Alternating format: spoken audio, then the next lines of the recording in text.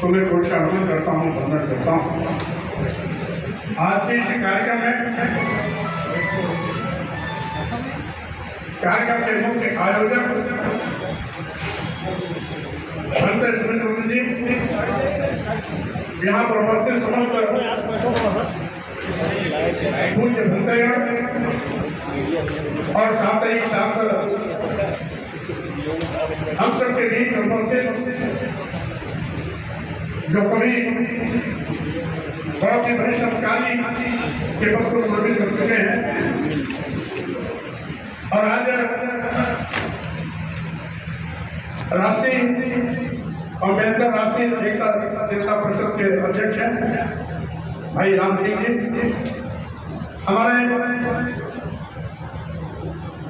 शुरुआती दौर के साथी जो लगातार सामाजिक परिवर्तन की बयान बढ़ाने में लगे रहते हैं, हमारे क्रांतिकारी साथी भाई विद्रोही गणपत राम मौर्य जी, हम सबके बीच उपस्थित हमारे बाई बाजू में बैठे भाई और यादव जी, रिटायर्ड अधिकारी भाई चंद्रपाल विश्वास जी, ललित गौतम जी,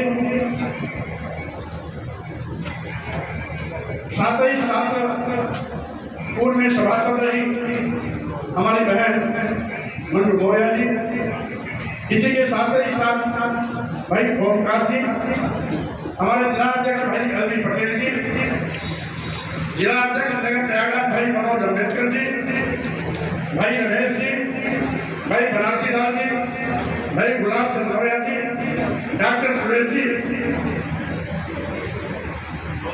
के साथ साथ हमारे बीच में उपस्थित हमारे सम्मानित साथी भाई मनोज कुशवाहा जी, भाई मानिक चंद भट्टाचार्य जी, एडवोकेट विनोद जी, एडवोकेट हृदय लाल जी, भाई राजेश यादव जी, भाई रामकृष्ण भट्टाचार्य जी, भाई कमलेश चौधरी जी, भाई शेषन जी और इसी के साथ ही साथ भाई राकेश चौधरी जी, पूर्व डॉक्टर भदोही सुरजामा भाई सुरेश जी, भाई प्रमोद स्वरूप जी, भाई राजेश कुशवाहा जिला पंचायत अध्यक्ष के रूप में अभी आपको संबोधित किए हैं, जहाँ पर उपस्थित सभी हमारे सम्मानित साथियों, जैसा कि आप जानते हैं अंते जी जो भी संकल्प देते हैं उसे सफल भी बनाते हैं।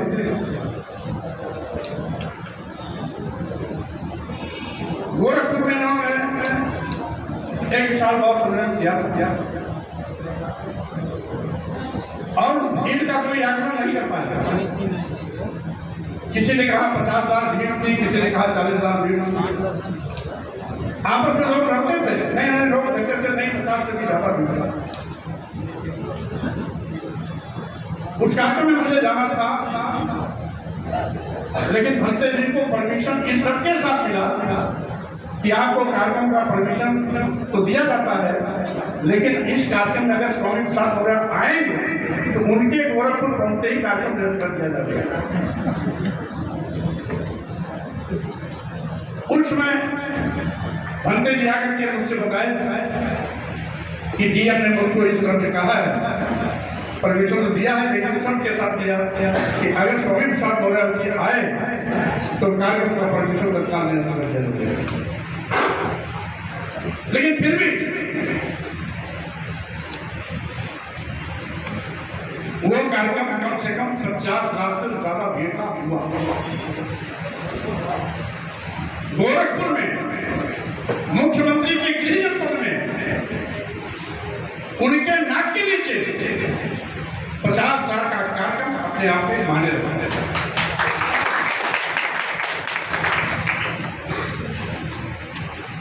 इन्होंने पश्चिम में भी मुजफ्फरनगर में कार्यक्रम किया, मुजफ्फरनगर मेरठ जैसी जगह जहां पर अभी बुद्ध के विचार पर चलने वाले लोगों की संख्या बहुत न्यून है, वो भी कार्यक्रम कम से कम 25,000 की भीड़ का हुआ।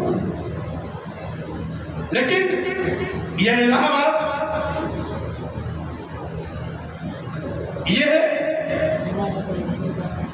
सम्राट अशोक की स्थिति से जुड़ा हुआ है। यह महाराज हर्षवर्धन की कर्मभूमि से जुड़ा हुआ है। महाराज हर्षवर्धन के विषय में बहुत सी बातें माननीय भंते जी ने बताई भी है, हम उसकी पुनरावृत्ति नहीं करना चाहेंगे। अगर यहाँ पर कार्यक्रम करने का ठाना है माननीय भंते जी ने सरदार पटेल संस्थान में, तो साथियों ये कार्यक्रम इतना ऐतिहासिक होना चाहिए, इतना ऐतिहासिक होना चाहिए कि मन बातियों की हवा हवाई उल्टी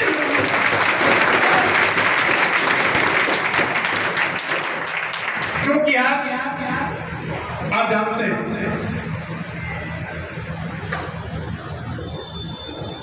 राजेश कुशवाहा जी ने अपनी आप विधि बताई कि मैं कैसे मदन जी और सुरेश जी के संपर्क में आने से मेरा मानसिक परिवर्तन हुआ। मानसिक परिवर्तन का कोई टाइम निश्चित नहीं, कोई शायद और सीधे भी नहीं। जब ही वो किसी चीज को अस्तित्व को रियलाइज करे, एहसास करे, सत्य का बोध करे, तो अपने आप मानसिक परिवर्तन हो जाता है। साथ मैं कहना चाहता हूं, आज जिस तरीके से विगत दिनों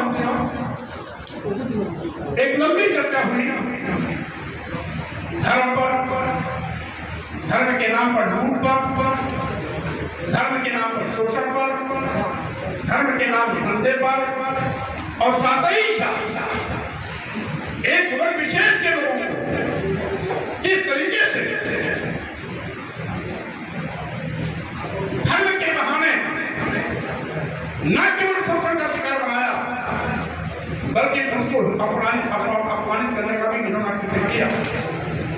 इसके तमाम दृष्टांत हम बहुत दूर तक नहीं जाते। हम बाबा साहब डॉक्टर अम्बेडकर की बात नहीं करते, हम संपूर्ण की बात नहीं करते, हम एकलव्य की बात नहीं करते, हम बाबा साहब डॉक्टर अम्बेडकर की बात करते हैं। दुनिया का सबसे बड़ा विद्वान होने का किताब पाने के बाद भी जब भारत भूमि पर आते हैं तो उनके जातिवाद के कन्वर्सेशन का सामना करना पड़ता है और पग पग पर बाबा साहब डॉक्टर अम्बेडकर को अपमानित करना पड़ता है,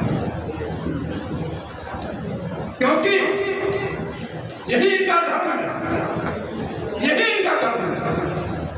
इस देश के दलितों, आदिवासियों, पिछड़ों को अपने पैरों तले रोलना, कितना भी विद्वान क्यों न हो, उसको अपमानित करना, यही इनका धर्म है। इसीलिए तुलसी बाबा ने लिखा श्री रामायण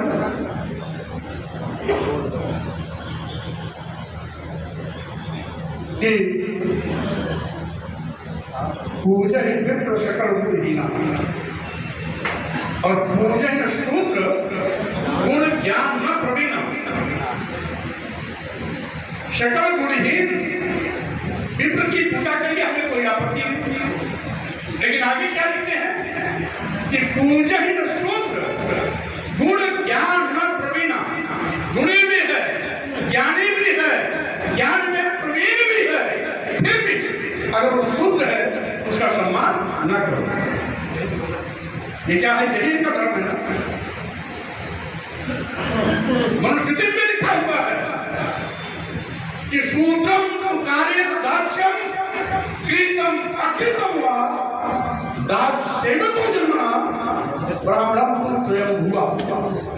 यानी ब्राह्मण स्वयं शक्ति है, शूद्र गुलामी करने के लिए ही पैदा हुआ है, वो चाहे बेगारी में करे और चाहे कुछ दाम लेके करे। क्या कोई ऐसा धर्म है जो अपने ही धर्मावलंबियों को अपने पैरों को रोकता है? क्या कोई ऐसा धर्म है जो अपने ही धर्म को मानने वाले को नीच कहता है, अधम कहता है, अपमानित करने की बात करता है, जाति छोटे शब्दों का प्रयोग करके गाली देता है, जे बड़ा धन तेज महाराज समझ गिरा तो क्या है? यही क्या धर्म है? मनुस्मृति की व्यवस्था में एक और है कि अगर सूद पे गाली करता है तो उसको खाने के लिए क्या देना चाहिए, पहनने के लिए क्या देना चाहिए? उच्छिष्टम अन्नम दातव्यम जीर्णानि भूषणानि च पुराकास्यैव धान्यानां जीर्णास्यैव परिच्छिदाः। यानी खाने के लिए क्या मिलना चाहिए? जूठा बचा कुचा अन्न। पहनने के लिए खाने का बर्तन टूटा फूटा, पहनने के लिए फटा पुराना कपड़ा, सोने के लिए पैरा या पैरा की खटिया। ये कहां लिखा है? मनुस्मृति में लिखा है। यानी कोई भी स्वाभिमानी व्यक्ति गाली को धर्म नहीं मानते, अपमान को धर्म नहीं मानते, नीच अधम जो धर्म संबोधित करे वो हमारा धर्म नहीं हो सकता। तो साथियों, आज इतिहास की बात का गवाह ये भारत बुद्ध की धरती रही। इस भारत भूमि से करुणा, मैत्री, बंधुता का संदेश पूरे दुनिया में गया। मानव मानव एक समान, मानव मानव एक समान की विचारधारा का संदेश इसी भारत भूमि से गई। और उसी का परिणाम है कि आज पूरे विश्व में 50 से भी ज्यादा देश बौद्ध धर्म के रास्ते पर चल रहे हैं, बौद्ध धर्मावलंबी हैं। तमाम राष्ट्रों का राष्ट्र धर्म बौद्ध धर्म है। और यहाँ तक कि चीन और रूस जो 100% कभी कम्युनिस्ट हुआ करता था, चीन में 50% और रूस में भी 40% आज बौद्ध लोगों का बोलबाला हो रहा है बड़े पैमाने पर। वहां पर भी ये अपने पांव प्रसाद है। हम तो कभी कभी पढ़ते हैं कि बुद्ध केवल भारत में नहीं, उनका विचार दुनिया में। 6-7 साल पहले मैंने पढ़ा था राकी की पहाड़ियों में खुदाई हुई अमेरिका, राकी की पहाड़ियों में खुदाई हुई अमेरिका में, तो उस पहाड़ियों की खुदाई में बुद्ध की मूर्ति हुई। 2000